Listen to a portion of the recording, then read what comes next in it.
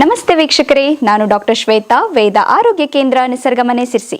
ಆತ್ಮೀಯ ವೀಕ್ಷಕರಿಗೆಲ್ಲರಿಗೂ ನಮ್ಮ ಯೂಟ್ಯೂಬ್ ಚಾನಲ್ಗೆ ಸ್ವಾಗತ. ಕುರ ಬಾಯಿಲ್ಸ್ ಅಂತ ಹೇಳ್ತೀವಿ, ಉಷ್ಣಗುಳ್ಳೆಗಳು ಅಂತ. ಪದೇ ಪದೇ ಒಂದೇ ಜಾಗದಲ್ಲಿ ಹೇಳುತ್ತೆ, ಉಷ್ಣಗುಳ್ಳೆಗಳು ಅಂತ ಹೇಳ್ತೇವಲ್ಲ. ಅದಕ್ಕೆ ಇವತ್ತು ನಾನು ಕೆಲವು ಮನೆಮದ್ದುಗಳನ್ನ ತಿಳಿಸ್ಕೊಡ್ತೇನೆ ವೀಕ್ಷಕರೇ.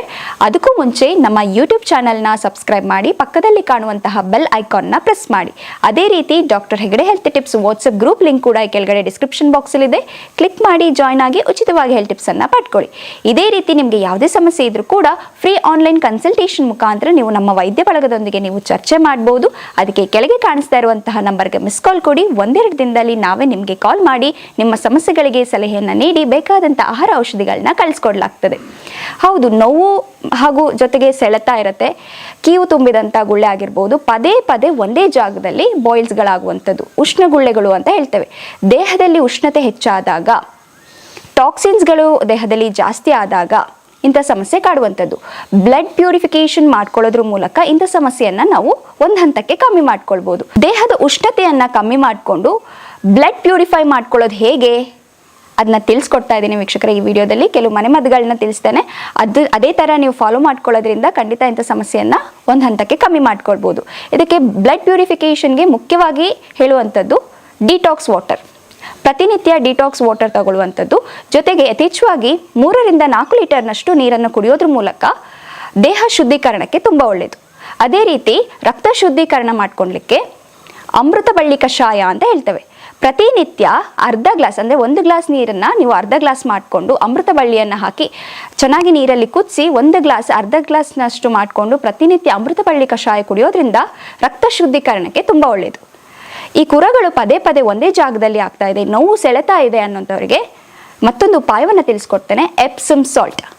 ಸ್ನಾನ ಮಾಡುವ ಮೊದಲು ಆ ನೀರಿಗೆ ಸ್ವಲ್ಪ ಎಪ್ಸಮ್ ಸಾಲ್ಟ್ ಹಾಕ್ಬಿಟ್ಟು ಸ್ನಾನ ಮಾಡ್ಕೊಳ್ಳೋದ್ರಿಂದ ಯಾವುದೇ ರೀತಿ ಚರ್ಮ ವ್ಯಾಧಿಗಾಗಿರ್ಬೋದು, ಚರ್ಮ ಸಮಸ್ಯೆಗಳು ಯಾವುದೇ ಇದ್ರೂ ಕೂಡ ಕಮ್ಮಿ ಮಾಡ್ಕೊಳ್ಲಿಕ್ಕೆ ಇದು ಸಹಾಯ ಆಗುತ್ತೆ. ಅದೇ ರೀತಿ ವೀಕ್ಷಕರೇ, ದೇಹ ಶುದ್ಧೀಕರಣಕ್ಕೆ ರಾತ್ರಿ ಮಲಗುವ ಮುನ್ನ ಬಿಸಿ ನೀರಿಗೆ 2 ಚಮಚದಷ್ಟು ತುಪ್ಪವನ್ನು ಹಾಕಿ ಪ್ರತಿನಿತ್ಯ ನೀವು 1 ಗ್ಲಾಸ್ನಷ್ಟು ನೀರಿಗೆ 2 ಚಮಚದಷ್ಟು ತುಪ್ಪ ಹಾಕಿ ತಗೊಳ್ಳೋದ್ರಿಂದ ದೇಹ ಶುದ್ಧೀಕರಣಕ್ಕೆ ತುಂಬಾ ಒಳ್ಳೆಯದು. ಟಾಕ್ಸಿನ್ಸ್ಗಳೆಲ್ಲ ಹೊರಗೆ ಬರಲಿಕ್ಕೆ, ಈಸಿಯಾಗಿ ಎಲಿಮಿನೇಟ್ ಆಗಲಿಕ್ಕೆ ಹೆಲ್ಪ್ ಆಗುತ್ತೆ. ಇದಕ್ಕೆ ಮತ್ತೊಂದು ಉತ್ತಮ ಪರಿಣಾಮಕಾರಿ ಮನೆಮದ್ದನ್ನು ತಿಳಿಸ್ಕೊಡ್ತೇನೆ ವೀಕ್ಷಕರೇ. ಇಲ್ಲಿ ಬೇಕಾಗಿರುವಂಥದ್ದು ತುಳಸಿ ರಸ.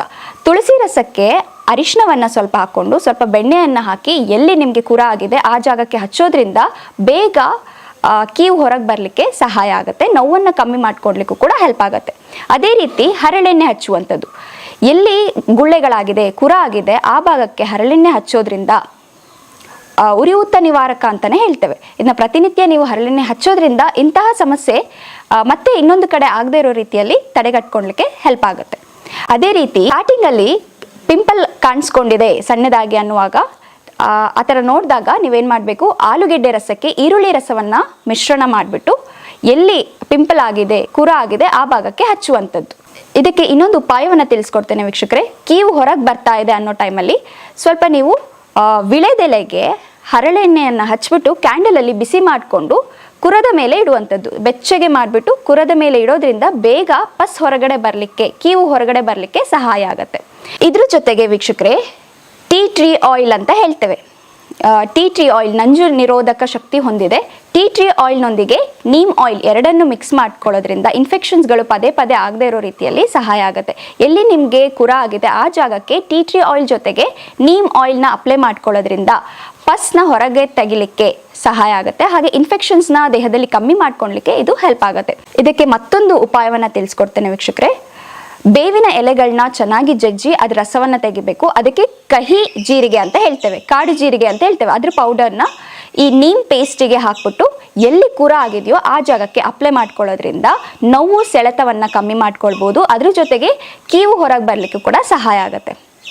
ಇದಕ್ಕೆ ರೋಗ ನಿರೋಧಕ ಶಕ್ತಿಯನ್ನು ಕೂಡ ಹೆಚ್ಚಿಸ್ಕೊಳ್ಬೇಕು ವೀಕ್ಷಕರೇ. ಜಾಸ್ತಿ ಪ್ರಮಾಣದಲ್ಲಿ ನಾವು ವಿಟಮಿನ್ ಸಿ ಕೊಡೋದ್ರ ಮೂಲಕ ರೋಗ ನಿರೋಧಕ ಶಕ್ತಿಯನ್ನು ಹೆಚ್ಚಿಸ್ಕೊಳ್ಬೋದು. ಅದೇ ರೀತಿ ಇದ್ರ ಜೊತೆಗೆ ಸಾಕಷ್ಟು ಪ್ರಮಾಣದಲ್ಲಿ ದೇಹಕ್ಕೆ ನೀರನ್ನು ಕೊಡೋದ್ರ ಮೂಲಕ, ಅಂದರೆ ನೀರು ಸೇವನೆ 3 ರಿಂದ 4 ಲೀಟರ್ನಷ್ಟು ನೀರು ತಗೊಳ್ಳೋದ್ರ ಮೂಲಕ ಟಾಕ್ಸಿನ್ಸ್ಗಳೆಲ್ಲ ಹೊರಗೆ ಬರಲಿಕ್ಕೆ, ರಕ್ತ ಶುದ್ಧೀಕರಣಕ್ಕೆ ತುಂಬಾ ಹೆಲ್ಪ್ ಆಗುತ್ತೆ.